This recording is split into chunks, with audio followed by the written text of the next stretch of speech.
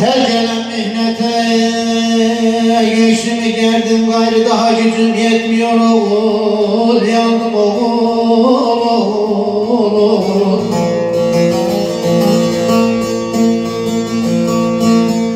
Çalıştım, sırpındım, bir bağ becerdim, kurudu güllerim bitmiyor oğul, yandım oğul, oğul. Ah bitmiyor oğul.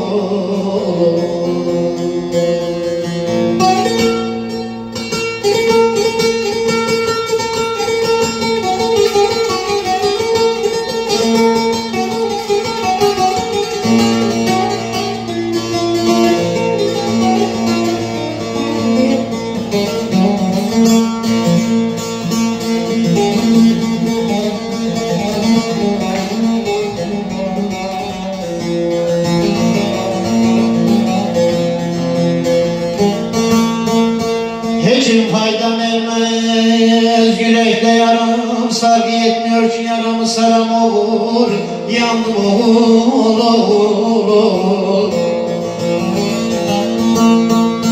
Bağladın yolumu, kalmadı çarem, huzur ocağımız tütmüyor oğul, yandım oğul, oğul, oğul. Ah söndü ocağımız tütmüyor oğul.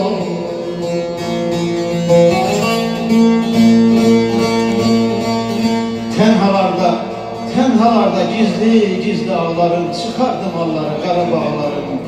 Baykuşlara mekan oldu bağlarım, sustu bülbülleri, ötmüyor o.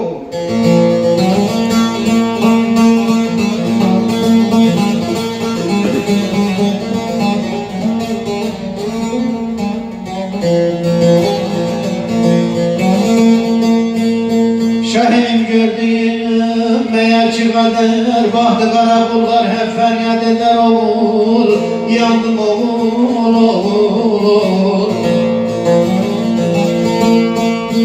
Ne hikmet dünyada çile gam keder, tuttu yakamızı da gitmiyor oğul, yandım oğul, oğul, oğul. Ah gitmiyor oğul.